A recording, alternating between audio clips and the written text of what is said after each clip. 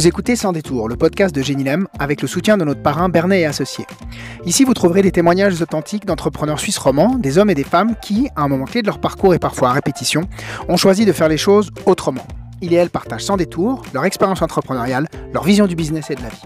Je m'appelle Cyril Delaval, coach au sein de l'association Génilem, et avec mon camarade Laurent Bernet, on vous propose d'entrer avec nous sans a priori dans le monde fascinant des entrepreneurs.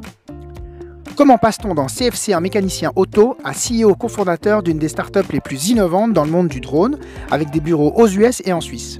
Nous recevons aujourd'hui Guillaume Catry, cofondateur et CEO de Windshape. Windshape est une entreprise qui propose des solutions à forte valeur ajoutée dans le monde fascinant du test des drones. Ils sont présents à Genève, dans le canton de Vaud, mais également aux US. Ils proposent des solutions hardware, services et bientôt en SaaS, grâce à la collecte et l'analyse de la data qu'ils modélisent dans des jumeaux numériques pour aider la prise de décision des futurs drones autonomes avec des clients prestigieux comme la NASA ou l'EPFL, rien que ça. On parle ingénierie, parcours scolaire, levée de fonds, leadership et équilibre de vie pro-perso. Bonjour Guillaume. Bonjour Cyril, bonjour Laurent. Bienvenue dans cet épisode, on est ravis de t'avoir. Est-ce que tu peux nous dire qui tu es? Je m'appelle Guillaume Catry, j'ai 35 ans, je suis ingénieur en mécanique de formation.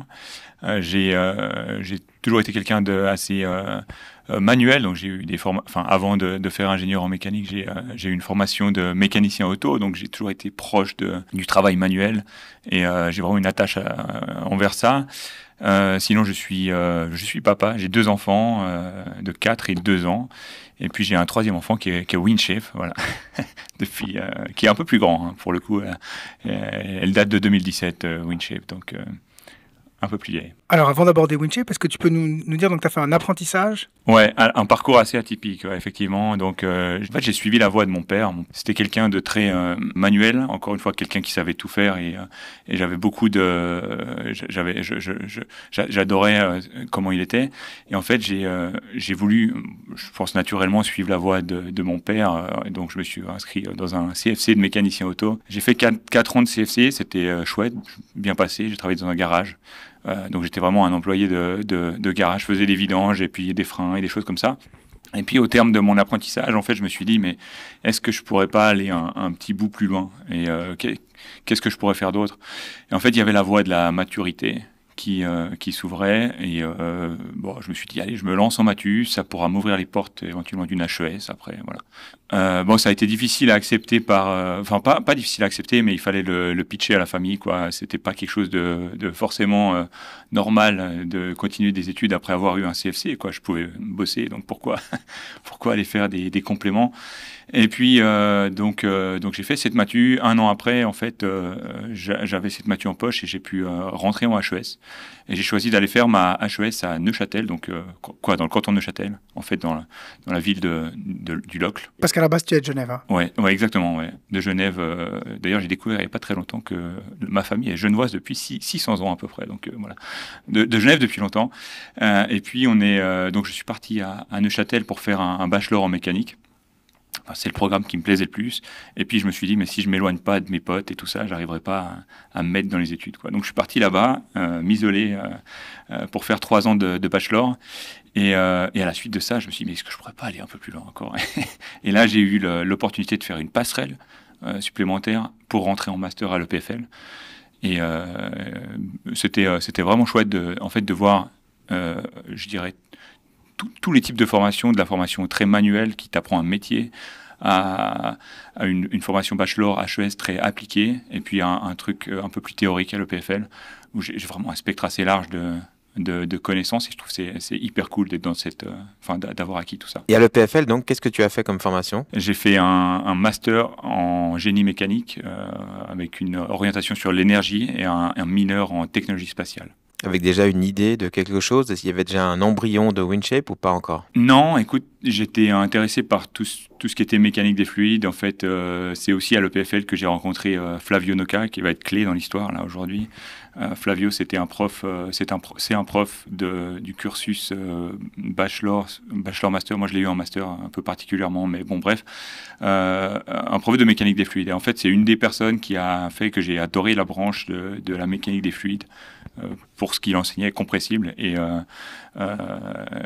en fait, ça me plaisait beaucoup, mais je savais qu'il y avait peu de débouchés en Suisse dans l'aéronautique, dans le spatial ou dans la mécanique des fluides. Donc j'étais un petit peu bloqué là-dessus. Tu peux peut-être juste un peu préciser ce que c'est la mécanique des fluides pour les gens comme moi qui n'ont pas cette expérience? Ouais, c'est tout ce qui concerne l'étude des fluides en général, l'aéro, l'hydro ou simplement l'aérodynamique. Si vous imaginez une voiture de course, et l'analyse des phénomènes aéro autour du corps de la voiture. Moi, j'ai juste une question parce que quand tu dis je voulais aller plus loin, quand tu passes du CFC à la HES à l'EPFL, plus loin, c'est quoi? C'est plus loin dans la connaissance, plus loin dans le statut social, c'est quoi? Et c'est difficile à dire, mais je pense que j'aime bien être challengé, j'aime bien me challenger, et il y avait ce truc d'être challengé par des choses intéressantes et d'apprendre en fait, d'apprendre des nouvelles choses. Et je me suis dit tiens, si je reste au garage et puis je continue à exercer le métier de mécano, alors certes je vais continuer à apprendre des choses, mais je vais quand même rester dans ce milieu pendant de nombreuses années. Et c'est là que je me suis dit mais c'est le moment de regarder si tu peux pas ouvrir un peu plus de portes en allant développer ta connaissance maintenant que tu as la motivation. Avec le recul, je crois que le seul élément qui était nécessaire à tout ça, parce que c'était quand même compliqué, hein, j'ai fini en fait avec toutes les passerelles que j'ai dû faire, j'ai quand même mis pas mal d'années de plus que quelqu'un qui a fait un collège suivi d'un parcours normal à l'Uni, etc. Donc et ce qu'il m'a fallu en fait pour réussir tout ça, c'est vraiment une surdose de motivation, quoi. Ouais. Et alors il y a cette rencontre avec Flavio. Je crois que c'était environ en 2013-2014 où en fait je suis en passerelle entre le bachelor HES et le master à l'EPFL. C'est une année assez particulière parce que certains cours que tu peux choisir, d'autres qui sont imposés, mais c'est une dose très très lourde. Et en fait c'est un peu une année qui est ultra compliquée. Et j'ai choisi, dans les peu d'options que j'avais, j'ai choisi d'aller au cours de Flavio. En fait, on m'avait recommandé, on m'a dit que c'était intéressant, que c'était un chouette cours. Et je me suis pointé à ce cours. Effectivement, Flavio, dans son cours, parle de mécanique des fluides compressibles, donc typiquement les écoulements supersoniques, les tuyères de fusée. Et puis, voilà, c'est quelqu'un qui a une expérience incroyable, qui a étudié, eu un doctorat aux États-Unis, à Caltech, puis ensuite qui a travaillé à la NASA pendant un certain nombre d'années avec l'Air Force. Bref, il a un background, tu as déjà envie de l'écouter quand tu connais son background. Et en plus de tout ça, il a des histoires intéressantes. Et une autre chose, c'est quasiment chaque année où il gagne le Polyglobe, ou je ne sais plus exactement, où en fait c'est un trophée qui est décerné par les étudiants aux meilleurs enseignants. Et voilà, c'est assez souvent qu'il gagnait ce trophée. Et qu'est-ce qui se passe alors avec cette rencontre? C'est mon prof, hein, finalement, donc je suis son cours, je fais son examen, et puis après je perds contact avec lui. Mais à la fin de mon master, je fais mon dernier projet, etc. Et puis ensuite je me retrouve à Genève, pas de perspective de boulot dans mon domaine à Genève. Du coup, je me dis, je vais contacter Flavio. Et Flavio, qui a son laboratoire à la HES à Epia, à la HES de Genève, un laboratoire avec une soufflerie, etc. Je me suis dit, ça peut être cool de voir s'il a du boulot, si je peux aller travailler avec lui. Et puis bon, il a sauté de joie. On a articulé un projet. Le projet, c'était en fait de développer un drone, une plateforme. Ils appellent ça une high altitude platform, donc un drone qui peut rester en l'air une infinité de temps, qui peut utiliser l'énergie du vent ou l'énergie du soleil pour vraiment planer, rester en l'air et fournir par exemple soit de la communication, du réseau, etc. Au sol. Donc ça, c'était le concept de base du projet. Moins de 2 semaines après le début du projet, Flavio est venu vers moi et puis il m'a dit, écoute, laisse tomber le concept du drone pour l'instant. Avant qu'on fasse des drones dans ce labo, il faut vraiment qu'on se donne les moyens de tester des drones. En fait, il s'était rendu compte que le marché du drone avait commencé à se développer depuis déjà les années 2010, donc ça faisait déjà 5 ans qu'on avait des drones professionnels qui se vendaient, qui existaient. Il avait régulièrement des gens qui venaient le voir pour les aider à tester leurs produits, et il n'avait pas de solution à leur proposer. Comment on fait un test d'un drone en vol réel? On sait qu'à l'extérieur, c'est compliqué parce qu'il y a le vent qui est changeant, etc. Donc, d'un jour à l'autre, on n'a pas les mêmes conditions de test. Donc, tout ça, il l'avait déjà intégré dans sa tête. Et puis, il s'est dit, mais dans le labo, il faut qu'on trouve un moyen de générer des conditions de test qui nous permettront de remettre les drones en situation, de sorte à ce qu'on puisse développer des meilleurs drones que les autres. En fait, à ce moment-là, il voulait se créer un avantage compétitif par rapport au reste des labos. En fait, c'est l'enjeu des chercheurs.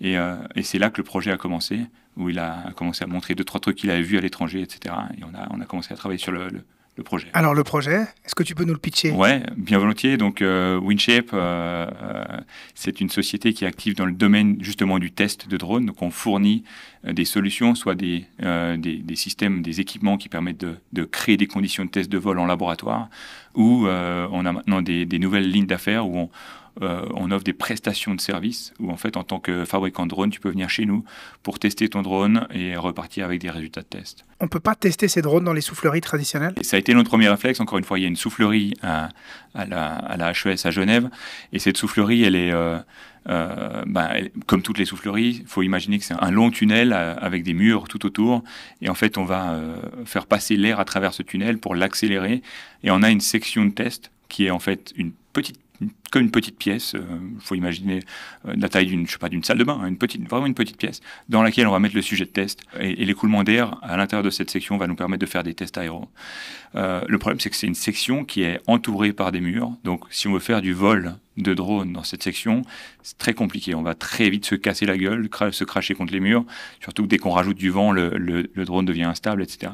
Donc, on a eu ce premier réflexe. On est allé tester les drones de SenseFly. À l'époque, un des premiers projets à succès en Suisse de l'industrie du drone.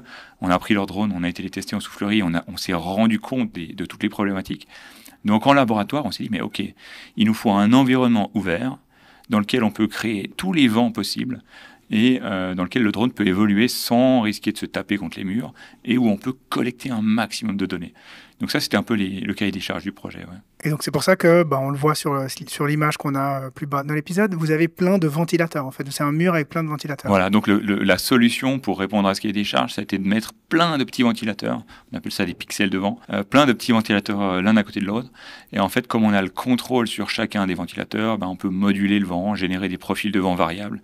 Et en fait, on a le moyen de recréer tous les environnements. On peut recréer un environnement urbain, le vent entre des bâtiments, le vent derrière un corps. Voilà, n'importe quel profil de vent, on peut le recréer à l'intérieur du labo pour tester les drones. Entre le moment où quelque part vous pivotez sur cette idée de faire cette soufflerie pour drone, et le moment où la première soufflerie est efficace, ou disons fonctionne bien, il se passe combien de temps? Donc à l'intérieur du labo, je pense que entre le moment où Flavio vient me voir avec cette idée et puis le premier proto, on a quelques mois qui se passent, j'imagine environ 5 mois, et à ce moment-là, on a ce que j'appelle un module, donc c'est 9 ventilateurs attachés ensemble avec quelques bouts de scotch et voilà. Et c'est vraiment un proof of concept.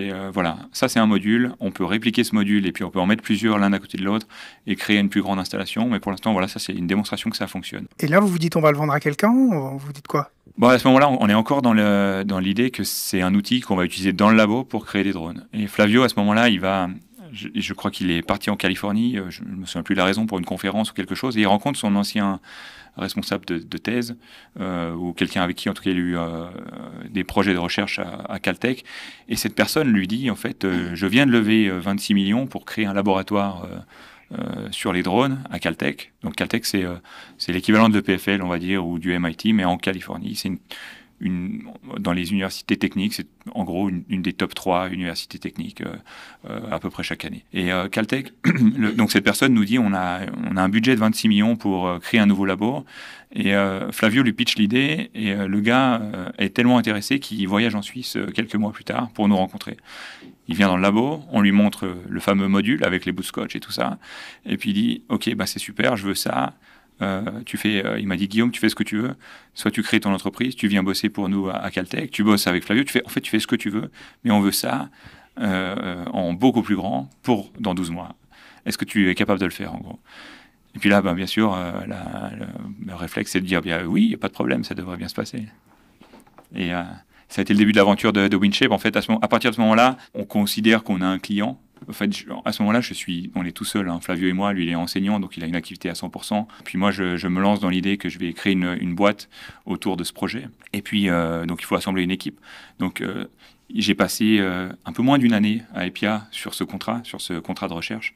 Et durant cette année-là, j'ai rencontré pas mal de gens. La plupart de mes cofondateurs, en fait, j'ai rencontré cette année-là. C'était des gens qui étaient soit dans la fin de leurs études, soit qui étaient assistants de recherche à EPIA. Et en fait, ils m'ont vu en fait avec ce projet dans les mains. Ils m'ont dit mais t'as besoin d'un coup de main, on peut t'aider et tout ça. Et c'est là que ça a commencé, quoi. Et puis par rapport à la question qu'il t'a posée, est-ce que tu as eu une hésitation entre le rejoindre à Caltech, faire ta propre boîte, t'associer avec Flavio, enfin Qu'est-ce qui a déterminé ton choix de monter WinShape? Ouais, non, je crois que j'ai pas hésité longtemps. En fait, ça a toujours trotté dans ma tête l'idée de monter une boîte. En fait, je crois que je disais déjà à Elodie, à ma femme, il y a plein de temps, je lui disais que si je trouve pas une boîte dans le domaine qui me plaît, ben j'essaierai de me créer une place, quoi. Je me créais une boîte. J'avais cette idée un peu farfelue déjà depuis longtemps. Donc, je crois que ça m'a d'office motivé, en fait. Et l'idée d'aller bosser à Caltech, c'était pas non plus dégueulasse, hein, mais ça engendrait quand même des choix de vie qui étaient assez qui allaient un peu plus loin. Mais donc, quand même, prise de risque de monter sa boîte. Ah ouais, clairement. En fait, je dirais que sur le premier jour, non, le risque est nul. Mais en fait, c'est voilà, chaque jour qui passe, on a le réservoir de risque qui se remplit, quoi. Et ce risque, en fait, c'est assez rigolo parce qu'on a ce client intéressé, Caltech, qui s'adresse à moi en particulier à l'époque, qui me dit je veux ça pour l'année prochaine, débrouille-toi. Moi, je monte une équipe, j'ai des contacts réguliers avec Caltech, mais j'ai quand même pas de contrat signé avec eux. Donc, ils nous ont mandatés pour fabriquer un produit, mais j'ai pas de mandat. Donc, on bosse comme des acharnés, et c'est le cas de le dire. En fait, on est 4 ou 5 ingénieurs. On est 5 ingénieurs, on fait de l'ingénierie non-stop. Pendant un an, on se pose aucune autre question, hein, on fait que de l'ingénierie. Et au bout de ces 12 mois, juste avant la livraison, on va dire, on n'est même pas sûr que Caltech va réellement nous payer pour ce projet. Donc, on n'a aucune certitude, aucune garantie. Vous n'aviez pas fixé de prix? On avait fait une première estimation, mais ça c'est dingue, je me souviens, la première estimation de prix, je crois que je lui avais fait une estimation à $150 000. Je crois que 3 mois plus tard, c'était passé à 250 000. 3 mois plus tard, c'était passé à 300 000. Puis finalement, on a vendu le produit à 550 000. On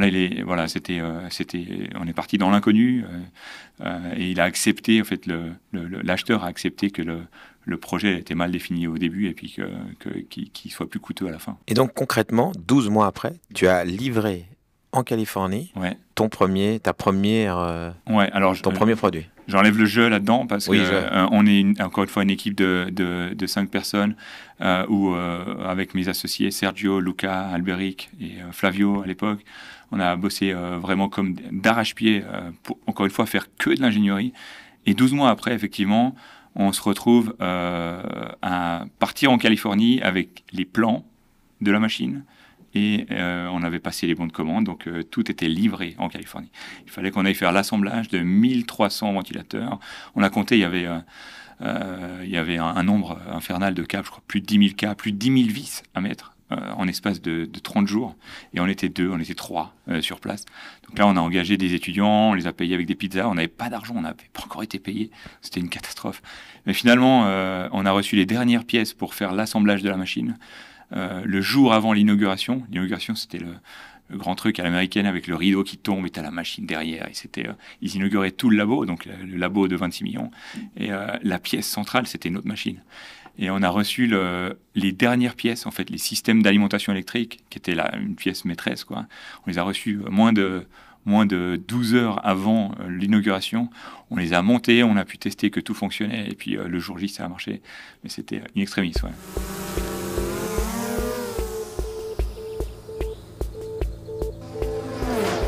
Et donc là, ils vous payent, vous rentrez à Genève. Et là, un grand coup, parce que tu rentres à Genève, tu te rends compte que tu as mis ta vie en pause pendant un an.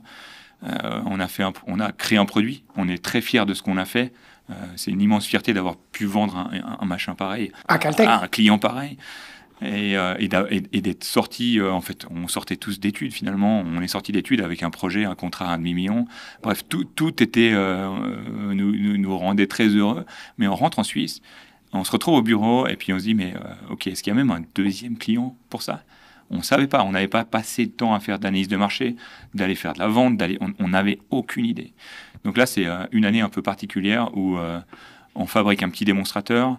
On commence à aller dans toutes les expos du monde, à Paris, grâce à d'ailleurs Présence Suisse, etc.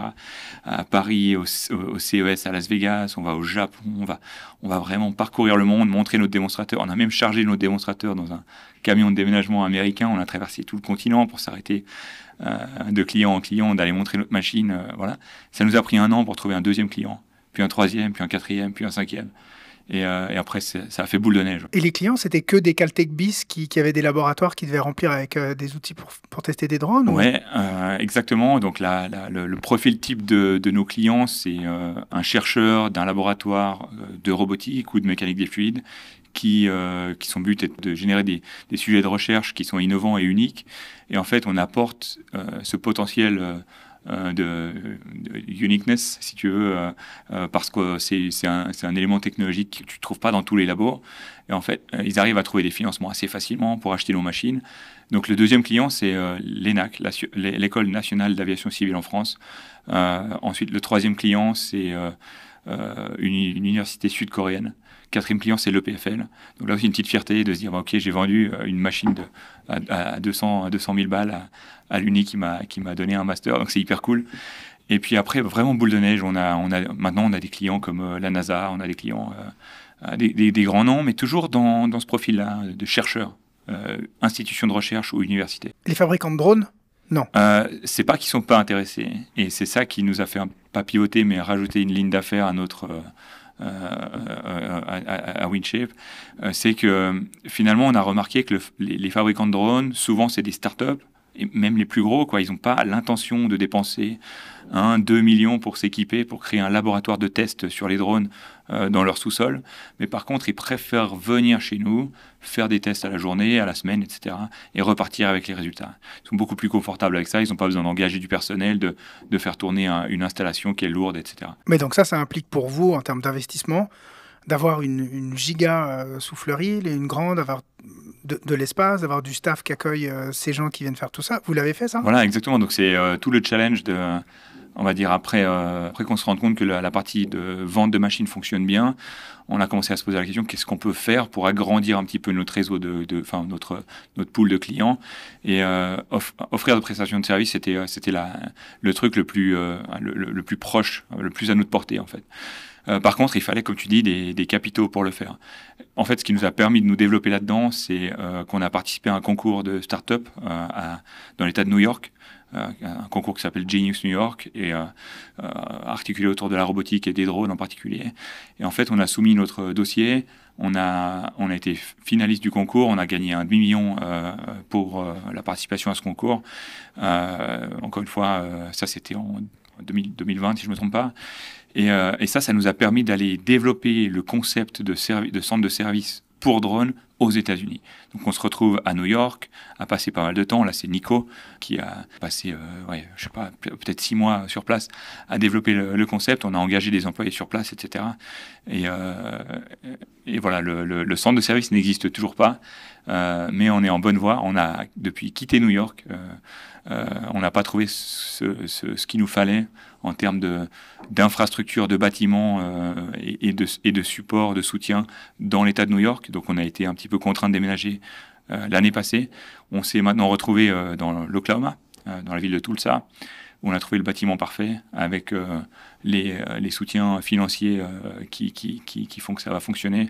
Et on a une inauguration de ce centre de test qui est prévue pour octobre cette année. C'est curieux parce qu'on entend souvent que justement, l'Arc Lémanique ou même jusqu'à Zurich, c'est ce fameux Drone Valley et que la Suisse veut se positionner là-dessus. Ça n'a pas été possible de trouver des capitaux pour ouvrir un centre de Windshape ? Ça a été un petit peu des va-et-vient. On a un peu essayé, je pense, de faire fonctionner ça en Suisse. Naturellement, c'était ce qui avait le plus simple de faire fonctionner ça en Suisse. Donc on a demandé des subventionnements, on a demandé des soutiens financiers à l'État de Vaud, du Valais, de Genève, etc. Et ça résonnait un petit peu, mais il n'y avait pas une traction énorme. Les fabricants de drones montraient qu'il y avait un intérêt certain. En fait, on arrivait à faire venir les fabricants de drones quand on produisait des machines pour des clients. On arrivait à leur faire des démos avec les machines de clients et puis leur dire ça vous plairait si on ouvrait un centre de test avec une machine comme ça. Ils venaient essayer leur drone dedans, ils disaient ce serait fabuleux. Ils payaient ? On a eu des clients qui ont payé, on a fait des sessions gratuites. En tout cas, le business model du centre de service, on pense qu'on l'a validé sur ce genre de session. Et malgré tout, on n'a pas réussi à faire fonctionner un financement avec ça. On a été pitché les VC, on a été pitché un petit peu tous les profils d'investisseurs. Mais c'est vrai qu'à ce moment-là, Windshape, c'est une société qui fait du hardware, Du coup, et je tiens à dire qu'on a réussi à faire tourner une boîte, juste pour donner un petit peu l'image de la société d'aujourd'hui. Aujourd'hui, on est une vingtaine de personnes. WinShape, c'est à peu près 3 millions de chiffre d'affaires annuel. On est rentable depuis 2023. On a un joli profit. En fait, on a réussi à monter ça avec nos propres financement. En fait, on n'a pas de shareholder en dehors que des fondateurs. Mais ça, c'était un souhait ou c'est le marché qui voulait imposer? C'était pas un souhait. En fait, je reviens en arrière sur les premiers cours d'entrepreneuriat que j'ai eus. Et en fait, l'écosystème entrepreneuriat te pousse un petit peu à aller chercher des investisseurs. Et en fait, même tu as l'impression, quand tu démarres la start-up au début, tu te dis, mais l'image du succès, c'est combien tu as levé, c'est quel valo tu as réussi à donner à ta boîte. Et en fait, du coup, on chassait un peu ça. On se disait, pour le succès, pour être successful, il faut trouver l'investisseur. Et en fait, maintenant que je regarde derrière, on n'a pas réussi à lever de fonds. Et en fait, je suis hyper content parce qu'aujourd'hui, on a une boîte qui tourne. On arrive à activer une nouvelle phase de croissance sur les gains qu'on a réalisés grâce à nos propres investissements. Et en fait, aujourd'hui, on est chez nous. Pendant 4 ou 5 ans, on se versait pas de salaire ou peu ou pas ou peu de salaire. Et ça a été pendant 5 ans très compliqué. Je pense que si on met bout à bout, aujourd'hui on a fait le calcul, si on met bout à bout tous les salaires impayés qu'on n'a pas pu se verser ni comptabiliser, autrement on aurait surendetté la boîte. On est à peu près 1,5 million de salaires impayés qu'on reverra jamais. Finalement, on sait que c'est le prix qu'on a payé durant des années pour aujourd'hui être chez nous et être 100% propriétaire de la boîte. En fait, on se mettait la pression pour réussir à réussir à se payer. On se disait, mais si on ne trouve pas d'investisseurs dans les 12 prochains mois, on est mort, on va pas. Puis en fait, il y avait chaque fois un nouveau client qui prolongeait un petit peu. Et puis on était toujours un petit peu borderline sur OK, on survit, on continue pas. Et en fait, si je devais revenir en arrière et puis m'aider à faire le choix d'aller chercher des fonds ou non, je dirais non, va chercher des clients parce que là, il y a un produit qui marche. Surtout qu'il y avait un truc que j'avais pas intégré, c'est que notre modèle d'affaires convient pas nécessairement à une levée de fonds. Et ça, j'ai mis pas mal de temps à l'intégrer. C'est clair qu'aujourd'hui, si tu lèves, je sais pas, 1 million avec une valo de 10 millions, l'investisseur, il va espérer dans 5 ans recevoir 5 ou 10 fois la somme. Et du coup, tu dois faire une croissance qui est monumentale. Et en fait, on n'avait pas le business model qui matchait avec ça. Et on était un petit peu, on se disait, mais la levée de fonds, c'est un soutien financier pour qu'on puisse se développer au rythme. Non, c'était pas ça. On s'est complètement planté là-dessus. On n'était pas assez éduqués pour faire ce choix, en fait. Avec le recul, ces sacrifices, tu les referais? Ouais, je pense qu'en fait, c'était le bon moment, en tout cas pour moi, de faire ces sacrifices, même pour mon équipe. Si je regarde leur parcours aujourd'hui, je pense qu'on est tous hyper fiers de où on a amené WinShape. Et on est hyper fiers d'être 100% chez nous.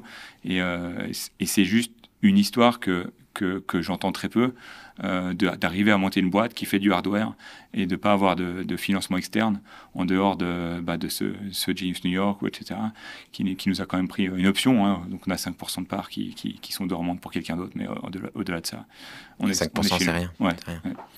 Est-ce qu'aujourd'hui, tu peux nous dire un peu comment ta vision de WinShape, puisque tu es en train de montrer un énorme hangar, on l'a compris, dans l'Oklahoma, à tout ça, et Genève, du coup, serait quoi? Qu'est-ce que ça ferait? Comment tu vois les choses? Ouais, aujourd'hui, Genève, donc là, on est dans nos bureaux, on est au Charmy, on a 150 mètres carrés de bureaux, donc on est à l'étroit. Je vous ai dit, on est une vingtaine de personnes.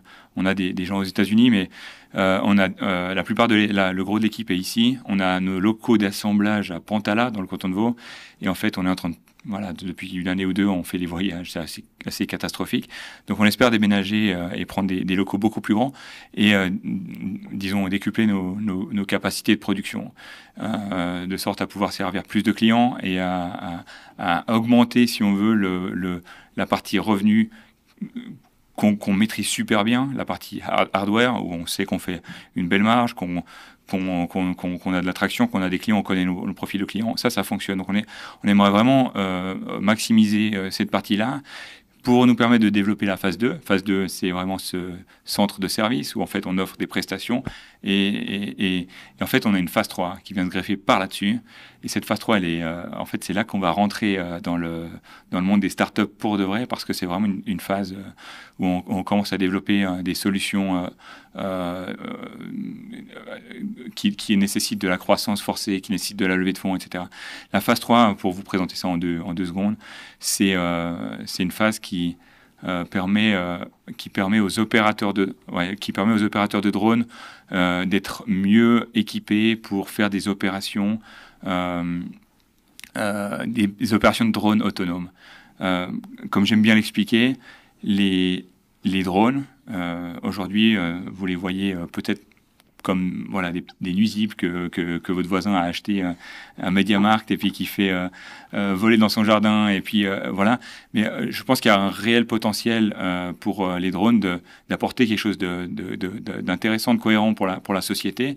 Mais pour que ça arrive, les drones doivent devenir autonomes à un moment donné. En fait, si vous avez des business models en tête par exemple, la livraison pour drone, Amazon n'aura pas un business model, excusez-moi pour les mots en anglais, scalable, sans avoir de l'autonomie dans les opérations des drones. En fait, ça me paraît impossible d'avoir une flotte de dizaines de milliers de drones et d'avoir un pilote derrière chaque drone.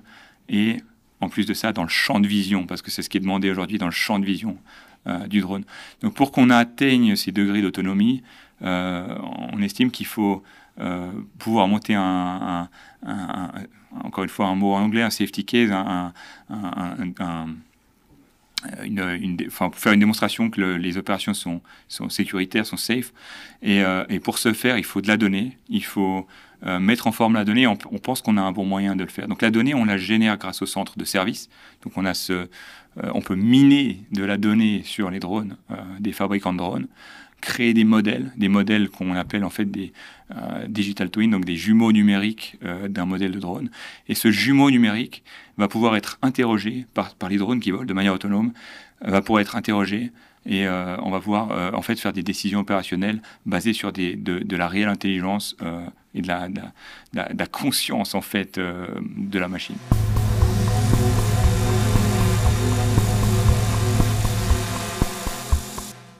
Je crois qu'on l'a compris, t'es vraiment dans de la tech et vraiment dans de la nouveauté, t'explores des chemins que personne n'a parcourus. Est-ce que tu as eu des contacts avec des gens qui étaient intéressés maintenant à venir capter ce que tu avais fait, venir te dire, écoute, en fait, ton projet, il est trop bien, on a envie de te racheter? On n'a pas eu de discussion dans ce sens-là. On sait qu'il y a des groupes qui devraient s'intéresser à ce problème et qui ont toujours trouvé que c'était early, trop tôt pour le faire. On se doute qu'il y aura des discussions un peu plus profondes que ce qu'on arrive à avoir aujourd'hui avec ce genre de groupe, soit des gros avionneurs, soit des gens dans la certification, etc. Mais aujourd'hui, il n'y a pas encore En fait, on a une solution pour un problème, le problème des drones autonomes. Nous, on se le pose, on sait qu'il va arriver dans 1 an ou 2, et le problème de la gestion des données des drones, c'est un problème du futur. Nous, aujourd'hui, on travaille sur la création d'une solution verticale, d'abord la machine, puis l'expertise de test, puis comment on rend ça sous forme la plus haute possible au niveau de la valeur, donc d'une donnée qui permet de prendre une décision opérationnelle. Donc on est en train de créer cette verticale pour être prêt avec le 3e étage, si tu veux, au bon moment. Mais ça, cette vision avec justement tout cet aspect, cette couche de données, elle sort de vos têtes à vous, ou il y a des clientes ou des clients qui vous ont dit j'ai besoin de ça? C'est difficile à dire si ça sort entièrement de notre tête ou pas. Je pense, en fait, monter une boîte, c'est créer des liens, des relations, créer des discussions avec des clients, pitcher des gens, avoir des retours. Et en fait, c'est en faisant toutes ces activités-là que tu te construis tes nouvelles idées, que tu challenges tes modèles actuels, que tu cherches la pièce supplémentaire à rajouter. Je crois que ce qui nous a vraiment motivés, c'est de se dire, OK, on a réussi avec le Winship hardware, où en fait on fabrique ses produits, on les vend, les exporte, etc. Ça tourne, c'est rentable, on est content, on peut le faire grandir. Mais c'est pas qu'il n'y a plus de challenge, mais c'est se dire, OK, on est des entrepreneurs.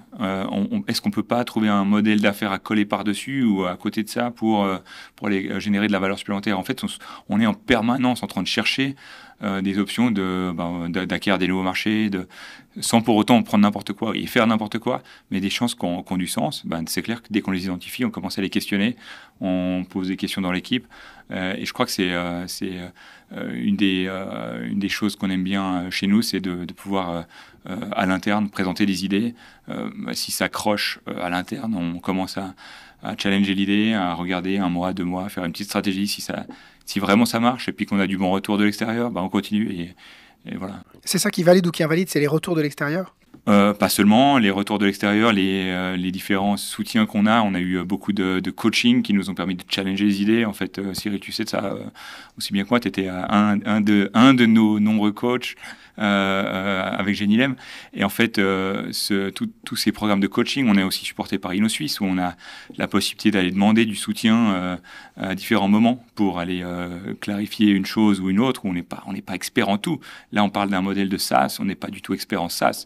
Donc, on va aller chercher dans la plateforme InnoSuisse. On a trouvé quelqu'un qui était hyper pointu là-dedans. On a pu parler avec lui et développer une stratégie avec lui sur 2 ou 3 workshops dédiés au SaaS. Et une fois qu'on a quelque chose qui tient la route, effectivement, il faut aller le pitcher à des clients, voir si ça accroche et rechanger jusqu'à ce que tu aies un truc qui tient la route. Qui fait ça? Vous avez engagé quelqu'un d'externe ou bien c'est un des fondateurs qui est tech pour le coup qui le fait? Ouais, c'est beaucoup moi qui fais la vente depuis le début. En fait, c'est pas un truc. Je suis pas naturellement, je pense, modelé pour la vente, mais c'est un truc qui m'est tombé dessus. Au début, en fait, tu fais ta boîte et c'est sûr que tu es le premier vendeur de ta technologie, donc tu es obligé de commencer à vendre. Et puis, de fil en aiguille, en fait, tu te rends compte que c'est pas si mal, en fait, faire de la vente. Tu es en contact avec des clients tout le temps. Ce que j'adore, en fait, dans les activités de vente, c'est que c'est pas forcément d'aller vendre mes trucs à des autres, tu vois. C'est d'aller écouter les problèmes des autres et de voir comment nous, on peut faire des changements à l'interne pour répondre au mieux à la demande générale, en fait, à la demande générale de nos clients.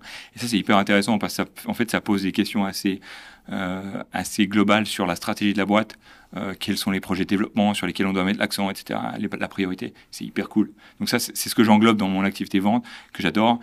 Et ouais, ça a beaucoup été moi qui a fait la vente. Il y a eu Albéric pendant un temps. Albéric a dû nous quitter pour des raisons personnelles il y a déjà quelques années. Mais maintenant, c'est pas mal moi. Et on a un employé aux US qui, lui, fait la commercialisation de la partie service. Maintenant, on n'a pas de centre de service, donc c'est compliqué pour lui d'avoir un vrai pipeline pour ses clients. Donc, il stocke des clients dans les premières phases du pipeline sans avoir une solution à leur proposer. Et puis, le reste du temps, tu fais quoi? Beaucoup de ventes, beaucoup d'administration, dans le sens où, faire, j'ai envie de dire, tout ce qu'il faut pour faire tourner la boîte. Ça peut être revoir des contrats, ça peut être chercher un bail, ça peut être chercher des locaux. Donc, il y a pas mal de choses opérationnelles comme ça. Ça peut être gérer. On a des distributeurs, donc gérer le réseau de distribution.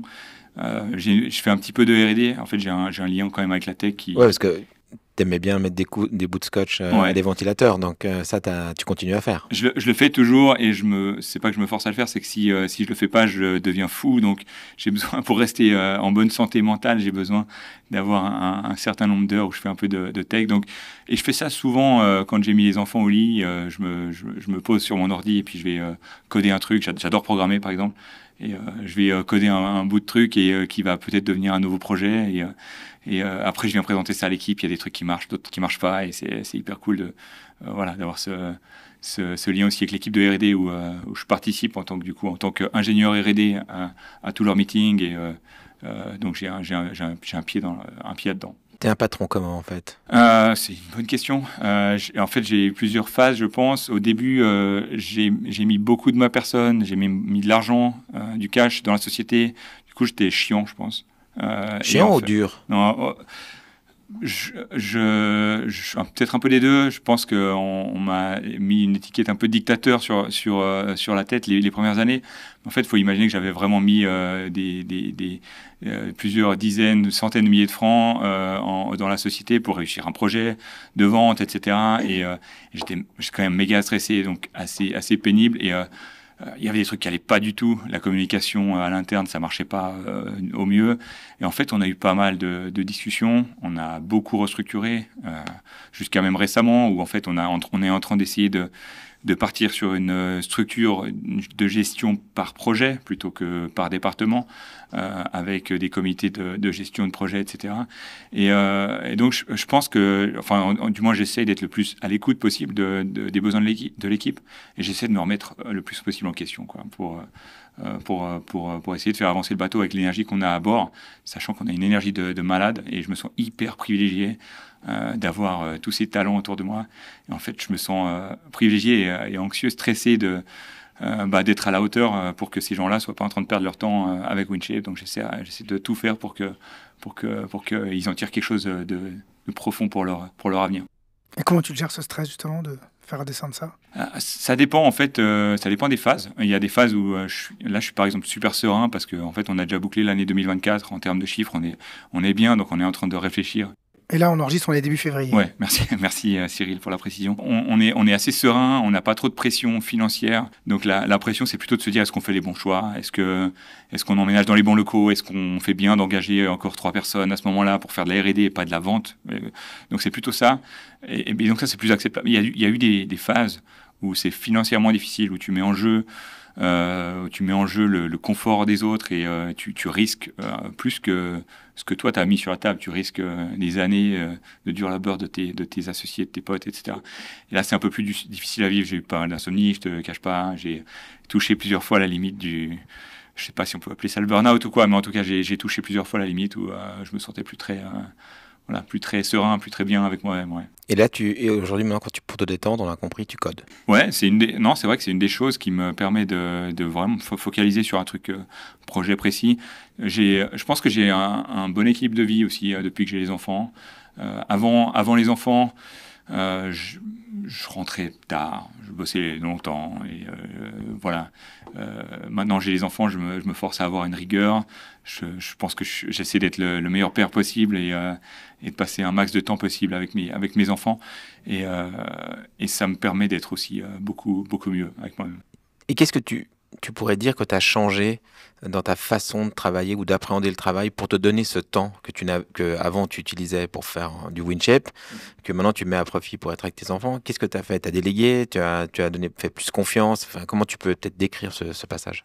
Ouais, c'est un tout, mais donc il y a une question de confiance en fait au début, et quand tu me posais la question sur quel genre de personne je suis au niveau du leadership, je pense qu'au début je faisais pas mal de micro-gestion, c'est un truc que je déteste, mais en fait je me sentais obligé de le faire parce que je devais contrôler le fait que j'avais mis de l'argent, etc. dans la boîte, et j'avais un petit peu en fait j'ai appris avec le temps à faire de plus en plus confiance, à m'ouvrir beaucoup plus à l'équipe, ça c'est une chose.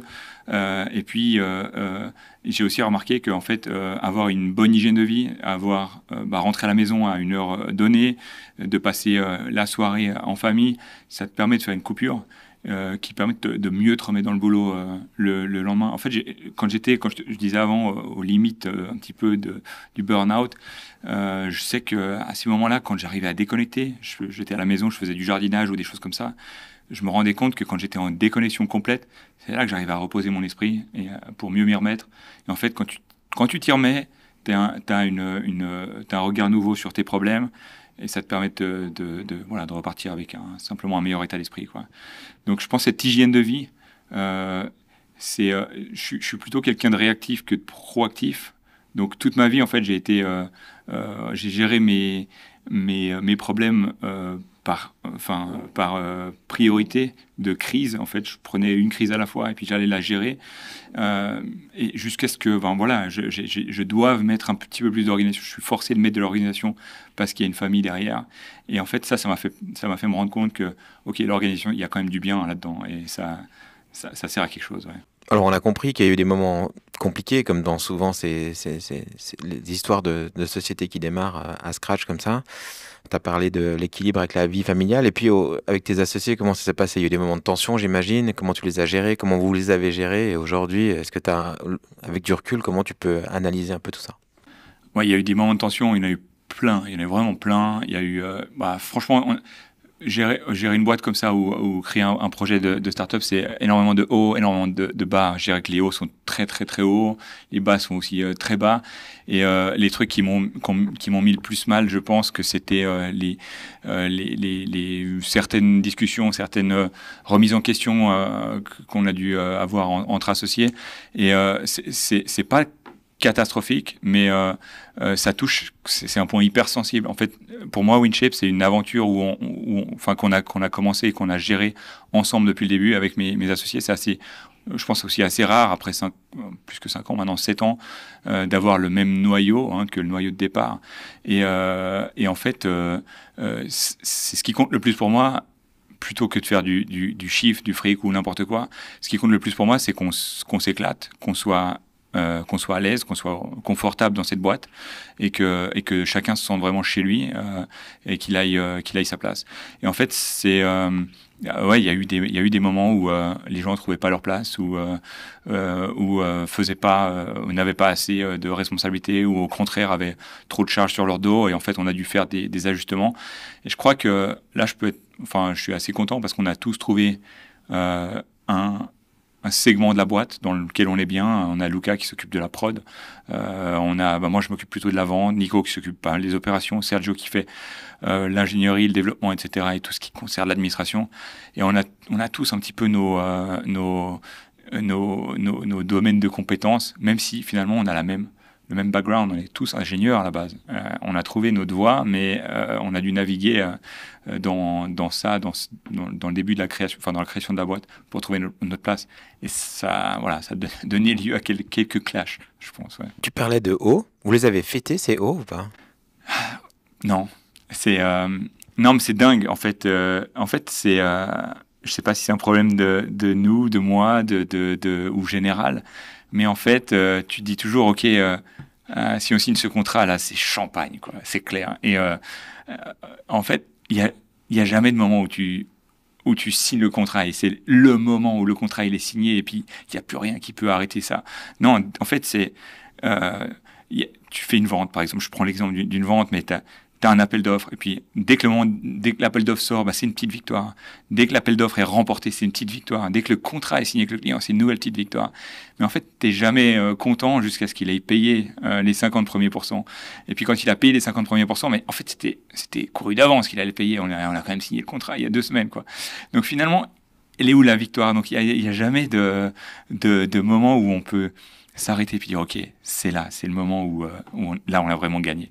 Et je regrette un petit peu mais je crois que mes collègues me vannent un peu là-dessus sur le fait qu'on n'a jamais pris le temps de fêter quoi que ce soit. On s'est jamais arrêté pour aller bouffer une pizza ou quoi pour dire ok, c'est bon, là on a bien géré sur ce coup-là. On devrait le faire. Je crois qu'on va le faire. Fais-le, ouais. Moi, je te conseille de le faire. On va vous laisser aller célébrer. Alors merci beaucoup en tout cas. Ouais, merci à vous, c'était hyper cool. Merci Guillaume. Nous sommes arrivés au terme de cette rencontre avec Guillaume. Comme il nous le raconte, l'histoire de WinShape, ce sont d'abord et avant tout des rencontres. D'abord la rencontre entre un professeur EPFL et son ancien étudiant qu'il contacte à la fin de ses études, puis la rencontre avec un premier client qui passe une commande à un demi-million de dollars sur la base d'un prototype qui tient avec des bouts de scotch. Enfin et surtout la rencontre de 5 ingénieurs passionnés qui vont développer une entreprise à l'international en même temps qu'ils se développent eux-mêmes. Au-delà des compétences d'ingénierie, on comprend que le succès de WinShape s'est construit au fur et à mesure de la capacité de ces ingénieurs, start-upers, à comprendre les différents besoins de leur marché et à leur amener de la valeur. D'abord en construisant des solutions hardware pour le monde académique qui doit faire des publications, puis, c'est la raison pour laquelle ils sont partis aux US, pour répondre aux besoins de l'industrie en proposant cette fois-ci un modèle de vente de services. Et enfin, dès demain, ou peut-être après-demain, en proposant un modèle SaaS pour les opérateurs de drones autonomes. Mais on comprend aussi en écoutant Guillaume le fossé qui sépare les mythes qui entourent les startups technologiques de la Silicon Valley avec la réalité de créer une entreprise innovante et viable en Suisse. Et surtout que le succès n'est pas tant dans le montant qu'on arrive ou pas à lever auprès des ventures capitalistes, mais bel et bien dans la relation qu'on va créer avec ses clients. Car créer une boîte, c'est d'abord et avant tout créer des liens, créer des relations, créer des discussions avec des clients. C'est à partir de ces échanges avec son marché que les meilleures entrepreneuses et les meilleurs entrepreneurs vont être capables de construire des nouvelles idées et de challenger les modèles actuels en étant toujours à la recherche de générer plus de valeur pour ces mêmes clients. Enfin, moi j'ai beaucoup apprécié le partage de Guillaume concernant ses évolutions Évolution d'abord dans son parcours de formation très atypique, où sa soif d'apprendre de nouvelles choses, couplée avec une surdose de motivation, vont lui permettre de réussir toutes ces passerelles et de passer d'un apprentissage en mécanicien automobile à un master EPFL. Et évolution également dans son leadership et l'apprentissage et la gestion du temps, l'importance de la déconnexion pour être plus efficace professionnellement. Voilà, et pour celles et ceux qui souhaitent aller plus loin sur le lien qui peut exister entre les besoins d'un client et la vente de produits-services, je vous invite à lire un de mes livres de chevet. J'ai presque envie de parler d'une de mes bibles. C'est le livre Spin Selling, écrit par Neil Rackman et publié en 1988. Ce livre propose une méthodologie structurée pour mener des conversations de vente plus efficaces en se concentrant sur la découverte des besoins du client et en adaptant la présentation en conséquence et donc en lui amenant de la valeur.